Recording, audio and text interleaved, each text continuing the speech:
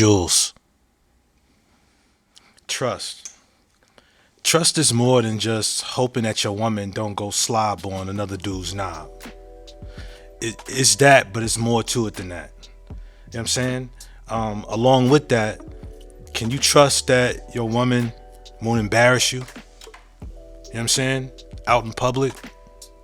You know what I mean? Can you trust that she'll represent you right? How's she dressing? Is she easily swayed by things people might say about you? Can you trust that she gonna hold it down when you're not in the room? It's also, can you trust your woman with sensitive information? Can you trust that she won't take, you know what I mean, something from your childhood or something that you're really dealing with and not weaponize it and throw it in your face when the two of you are bumping heads or whatever? Can you trust that? Trust is so much deeper than just hoping somebody don't sleep with the opposite sex. Can you trust them with certain information? It's good to know the people that you run with, because you can't trust everybody with everything. In fact, it's good practice for me to make sure that I know the people that that I'm around, so I know how to trust folk accordingly. And I mean, even my woman. So I know how to trust people accordingly. See, sometimes you can trust somebody with one thing, but not another. You understand? You can trust that, that a person will take care of you if you just so happen to get sick or fall ill or even die. See, you can trust that this person will see to it that your kids get whatever money or whatever assets you've left behind for them, right? But maybe you can't trust them with sensitive information because they talk something like that.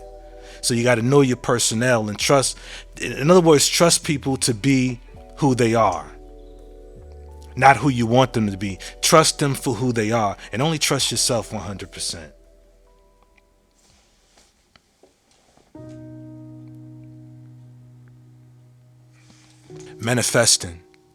Manifesting is not expecting things to just appear because you hope that it'll just happen. Let me unpack that real quick. Manifesting is almost like prayer, right? Okay, yeah, a person may be on their knees or whatever the case may be, praying to their God, Jesus, Allah, Olodumare, whoever, Buddha, whatever. And they'll be praying, Lord God, please let me get a good job and, so I can pay all my bills and take care of my kids and all that, right? I've never ever met anybody who's, well, that's a lie. Yes, I have. Yes, I have. But those people are still in the same place they was before and after the prayer. But there's more people, should I say, I've never seen them say a prayer or admit that there's something that they've been praying for and not put in the work to get it. If it's a good job, you'll see them, or I'll see them doing whatever's necessary to be ready for a new job. Update their resume, print it out on some better looking paper, like some onion paper, or maybe even get it laminated or whatever. You know what I'm saying? Maybe perhaps, a brother will shave his beard or shape it up or start answering his phone differently or, practicing how to speak during the interview, body language and this, that, and the third, so that when the opportunity comes, they'll be ready for it. Like they working to get it. Some people may say, hey, it's Jesus that helped them get that job. Some people would say it's outside forces that helped them get the job. But listen, nothing has ever happened for anybody who's prayed, who just said the prayer and just sat there. They actually put in some footwork to make it happen. It's the same thing with manifestation, right? For example, I could meditate. And as a matter of fact, this is common practice for me to meditate and say things, various things. One of those things being, I can do anything. I'm the best barber in Newport News. I am owner of the best barbershop in Newport News, and that's just for starters. I say things like that, right? I meditate that over and over. Next thing you know, I find myself doing things, taking a little extra time with the haircuts that I do. You see what I'm saying? Thus making that haircut look even better than it already does. I find myself wiping down scuffs off the wall, touching up and painting where something brushed against the wall and brushed the paint off, or finding a new poster or a new way to put the pictures of my haircut up on the wall. I find myself just doing those things, not even really thinking about it, just doing it. You see what I'm saying? Like manifesting is more like programming your mind to bring forth the things that you want. You understand? It's not just something that happens like that. You snap your fingers or say hocus pocus, diddly pappily do, and then bam, there it is. Sprinkle, sprinkle. No, you actually put in the footwork, right? So oftentimes when I'm sometimes having friendly debates, all my debates with religious folk are all friendly now. I don't want no smoke. I think it's silly for black folk to be arguing over some religion. In fact, we should be putting more focus on things that's practical, but that's something else.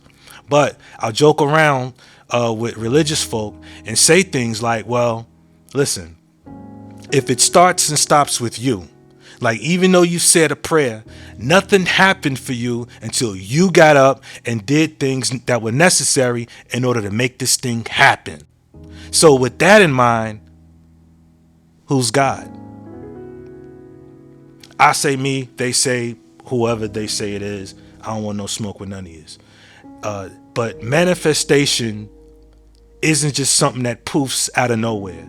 It's something that you have to work for to make it happen. Word.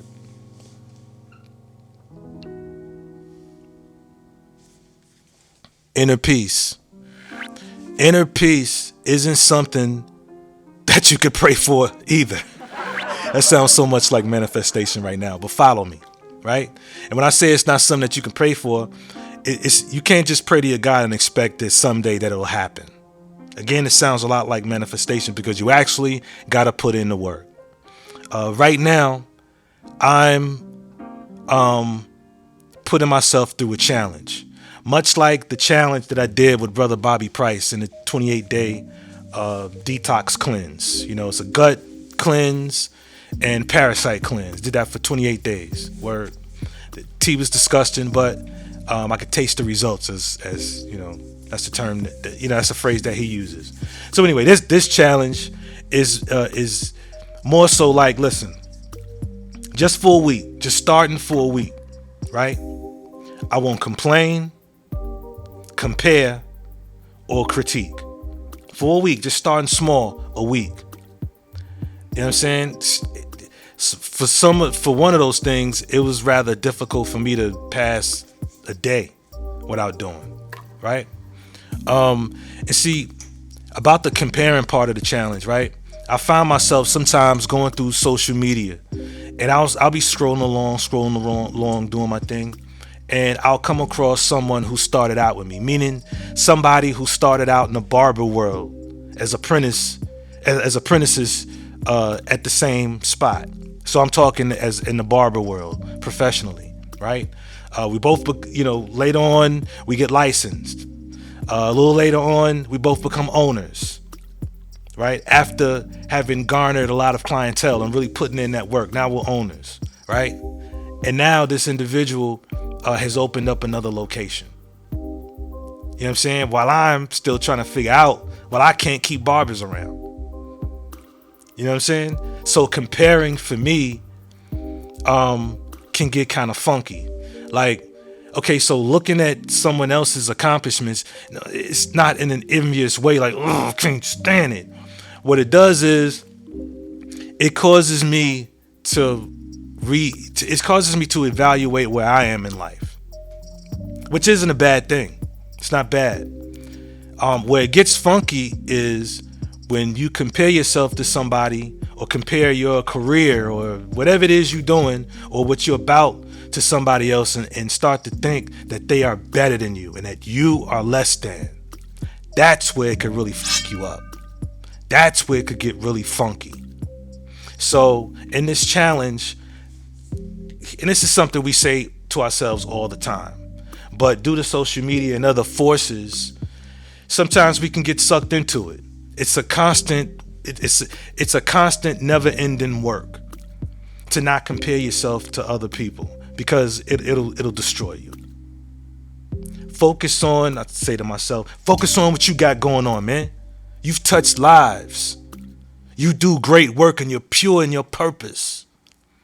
That's how I got to talk to myself. I have to talk to myself that way I have to work my way out of that. You know what I'm saying? Thus, I got to work to bring my peace up. So part of the challenge is to not compare or complain. That's another thing. Or critique. All those things are hard. I just want to be better, right? Inner peace isn't something that just happens. You got to work for that. You understand? We never get what we deserve. We get what we negotiate.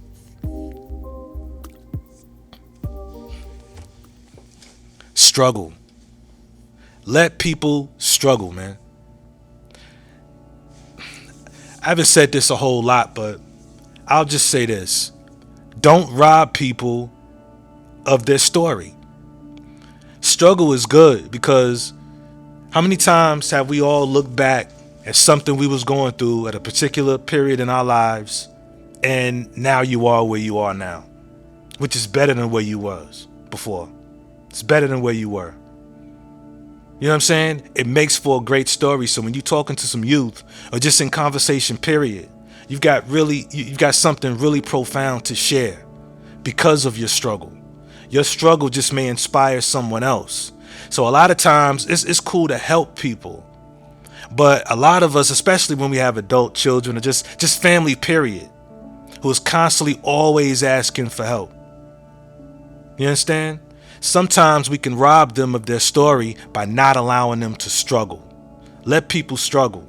Them walking because they can't afford a taxi or whatever, because they don't have a car, that's a part of their story that'll inspire them to go harder, wake up earlier, take on some more shifts, take 3 buses to get to where they need to go, to stop complaining,